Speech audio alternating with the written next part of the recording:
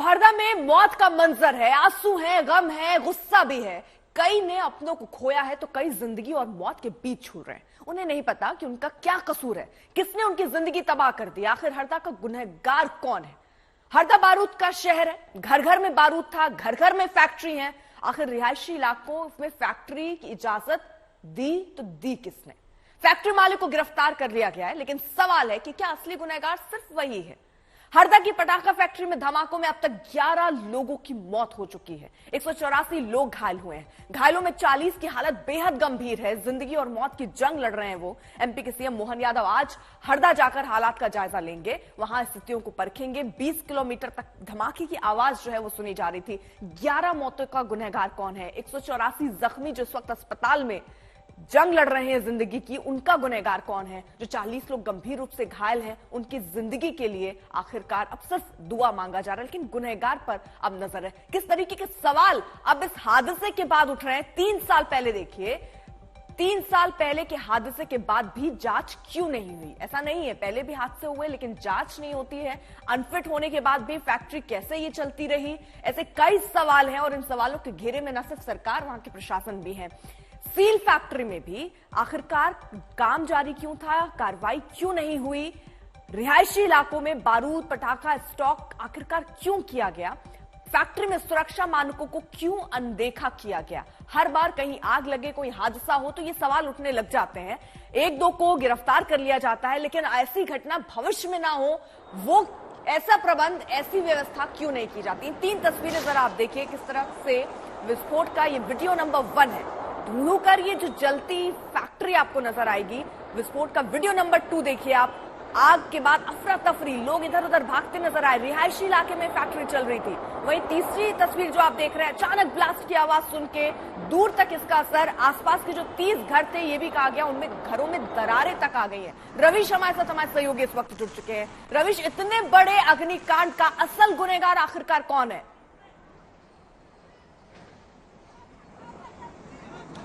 देखिए, असल गुनहगार की अगर हम बात करें रेहा, तो यहाँ पे साफ तौर पे 2 गुनहगार हैं। पहला गुनहगार तो जो एक कंपनी चला रहा था, ये फैक्ट्री का जो मालिक है राजेश अग्रवाल, सुमेश अग्रवाल उसका भाई, और दूसरा गुनहगार जो है वो यहाँ पे निश्चित रूप से प्रशासन है।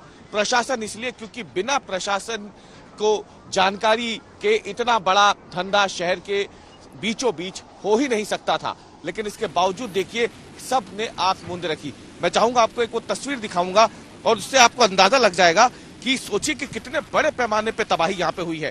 ये जो फैक्ट्री है, इस फैक्ट्री में जब धमाका हुआ है, सामने आप जो देखेंगे वो जो मकान है, आगे की तरफ दुकान है, उसमें वहां पीछे का हिस्सा अगर आप देखें तो वो बारूद का जो धमाका हुआ तो एक इतना बड़ा प्रेशर उस पर पड़ा कि वो दीवार में करीब 50 फीट गहरा एक गड्ढा हो चुका है। लेकिन सिर्फ यही नहीं, दूसरी तरफ जो रिहायशी इलाका था उसकी तस्वीर आप देखिए, जिसमें कल सुबह तक बच्चे खेल रहे होंगे, स्कूल जाने के लिए तैयार हो रहे होंगे। यहाँ पे महिलाएं खाना बना रही थी, पुरुष जो है वो बाहर बैठे हुए थे। यहाँ पे चहलकदमी थी कल सुबह तक, लेकिन ठीक कल 11:30 बजे समय जैसे ठहर गया हरदा शहर के लिए, और ये तबाही का मंजर अब सबके सामने है। सवाल जो यहाँ पे उठ रहे हैं नेहा, थोड़ा सा समय अगर आप दे तो मैं उन सवालों को दर्शकों तक पहुंचाना चाहूंगा।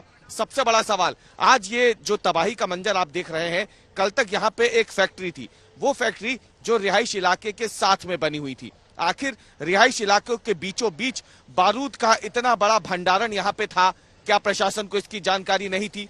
ये हो ही नहीं सकता, क्योंकि इसी जगह पर इसी हरदा प्रशासन ने इस फैक्ट्री को पहले सील भी किया था।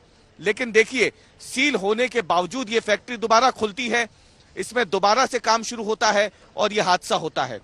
प्रशासन को जानकारी थी, इसका एक और सबूत कि यहाँ पे ये सब चल रहा है।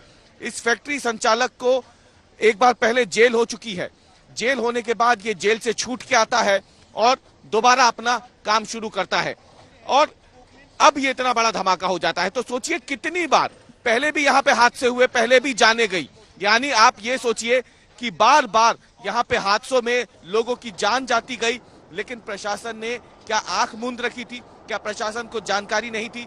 ये इसलिए नहीं हो सकता क्योंकि प्रशासन ने बाद में कार्रवाई तो की, लेकिन कार्रवाई के बावजूद जब वो दोबारा छूटा और उसने दोबारा काम शुरू किया, तो उस पे एक्शन क्यों नहीं लिया गया? और शायद प्रशासन के साथ ये मिली भगत ही रही होगी राजेश अग्रवाल की, जो प्रशासन की नाक के नीचे इतने बड़े पैमाने पे पटाखों का भंडारण हुआ, उसमें धमाका हुआ, उसमें इतने लोगों की जान गई, और जान जिनकी गई उसके बाद अगर हम बात करें तो बड़े पैमाने पर जो संपत्ति का नुकसान हुआ है, जिन लोगों ने पाई पाई जोड़ करके, क्योंकि देखिए यहाँ पे बहुत धनाढ्य लोग नहीं रहते हैं, एकदम निचले तबके के लोग जिन्होंने पाई पाई जोड़ करके अपना घर बनाया था, अब उनके पास कुछ नहीं बचा है।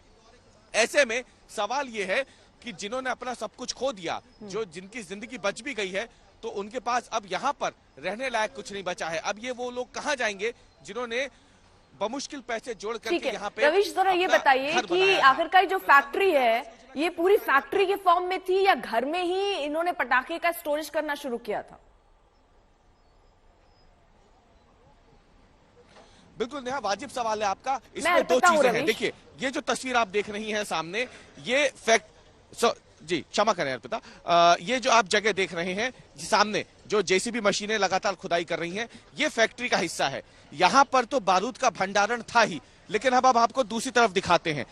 ये जो आप दाईं तरफ, अब जो बाईं तरफ ये जो तस्वीरें जा रही हैं, ये जो आप घर सामने देख रहे हैं, जो जल करके आधा काला पड़ चुका है और गिर भी सकता है, ये घर है, रिहायशी इलाका है, उसमें लोग रहते थे। यहाँ पे भी बारूद का भंडारण है, और इसके पीछे एक और घर है, वहां पे भी बारूद का भंडारण है, जो तस्वीर आज तक जरूर उठते हैं। किसकी जिम्मेदारी बनती है, किसके नाक के नीचे से सब होता रहा और कोई एक्शन नहीं लिया गया? जब कोई बड़ा धमाका होता है, आप 2 लोगों को उठाकर एक्शन कर लेते हैं, लेकिन जो 11 जाने गई हैं, उनका क्या?